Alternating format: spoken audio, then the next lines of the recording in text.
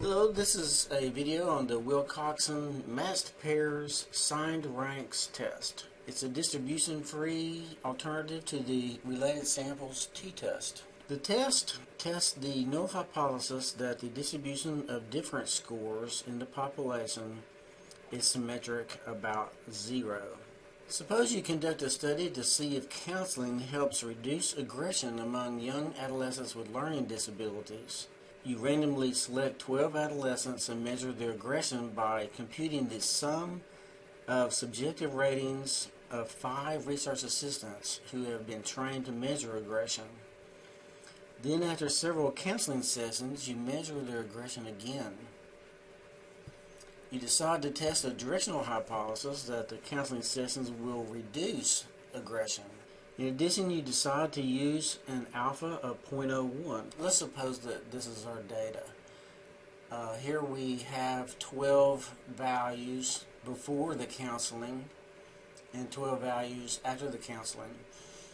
And the same 12 adolescents are measured before counseling, and then they all receive counseling, and then their aggression is measured again after counseling. So just like with the t-test, the dependent sample t-test, we create a difference score, and it's actually the difference score that we use. So in Excel, I could just say equals this value minus the post-test value, and I would have a difference of 15. Then I could copy this and paste it in all of these cells, and I have all of the different scores.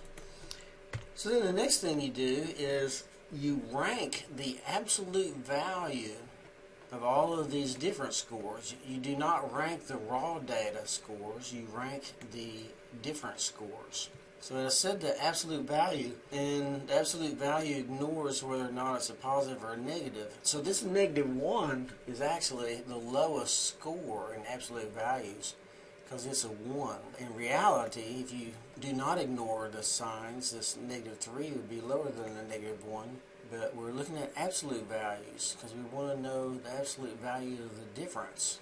So this one would be a 1. You'd receive a rank of 1. And the second rank would be the 10th person, who has a 2 here. And the third rank would be the 6th person, who has a -3. The fourth rank would be the 8th person. The 5th rank would be the 9th person. 6th rank would be that person. And let's see, this is number 11. 11, 1, this is 10, 12, 11, 1, 10, 12, 7, 3, 6, 4, 5, 2, 9, 8. Okay, then as you rank them, you actually put back the sign. So we had a negative there, and we had a negative here. -1 and a -3. And then the next thing you do is you sum all of the ranks of the group that has the lowest number of either positives or negatives, and that would be the negatives, because we only have 2 negative signs here out of 12, only 2 out of 12. So it turns out that our t value in this case is the sum of all the negative signs, because there are fewer negative signs than positive signs. So this is actually our test statistic 4. And the next thing you do is you go to the table, the Wilcoxon table, and remember we were using a one-tailed test, so this is the one-tail, and we're also using an alpha of 0.01. Our sample size over here to the left is 12, so we go across this 12 and we find that a t value of 10 has a one-tailed alpha using 0.01, and its probability is 0.0105. That's as close as that we can get to 0.01 in this table. So with sample size of 12, 0.01 alpha, one-tailed, we have a t critical value of 10. So t critical value equals 10. And it turns out that in these tests that we're talking about now, the non-parametric test, if your obtained statistic is lower than your critical value, you reject the null hypothesis. And in this case, that's exactly what happened. Big T Wilcoxon critical value is 10, and our obtained statistic is 4. So we reject the null hypothesis and conclude that counseling actually did reduce the aggression among these adolescents with learning disabilities. And there's one more thing that needs to be added to this. And I'll use a different example.